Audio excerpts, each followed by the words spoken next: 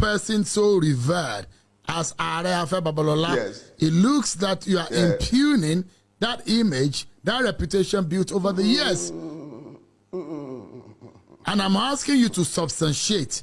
Tell Nigerians on this platform what exactly was the case. How did he deny you justice through the system? Sheon, Mr. Afaritan. I wrote a book deliberately setting out the facts.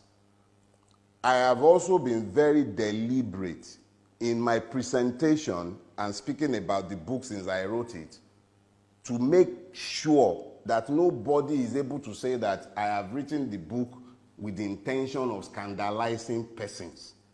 When I said Are Afe Babalola denied me justice, I laid out the substance of my allegation in the book that I have written.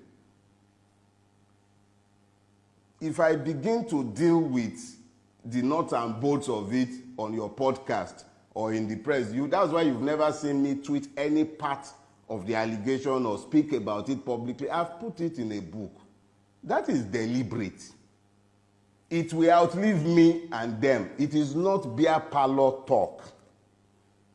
It is me putting my words in writing. It is indelible.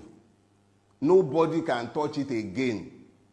Before that book was written, my major prayer was that Are Afe Babalola should live to read that book, or at least have somebody read it to him, or at least have somebody tell him about it so that he's able to rebut, and nobody is going to turn around later on and claim that, why didn't you say this when he was alive? In actual fact, that was why I sued him in his lifetime, so that there would be record that I challenged him with the fact when he was alive. And thanks to God, the God who has given all of us life, he has preserved him as he has preserved me. Are Afe Babalola is alive and well. He is well able to challenge the facts as I have laid them out. So when I say that he denied me justice, even you who has read the book, let me just say this. How do you explain that the person who was the chairperson at my wedding was the judge, the chairperson at my wedding, who has not talked to me and has kept a distance and been very malicious towards me since 2003. She has never had a word to say to me. That was the person, my very first employer as a lawyer. That was the judge that the case was assigned to.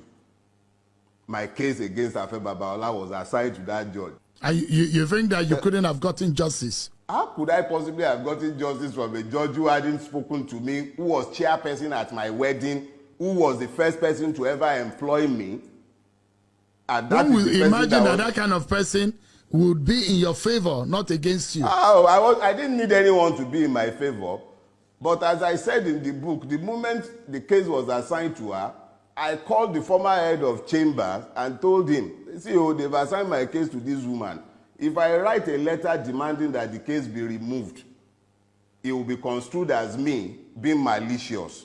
I'll leave it, since she's not the substantive judge. She's meant to be the, I can't remember what they call those things. When you file a case, first it goes to a judge before it goes to trial. She was just meant to just take the preliminary issues. But she killed the case before it even went. That's another story, and it's been told. See, justice must not only be done, it must be seen to have been done. She adjourned to rule on a preliminary objection. We wrote 2 letters to the court to find out when the ruling will be delivered, and copied her first chamber.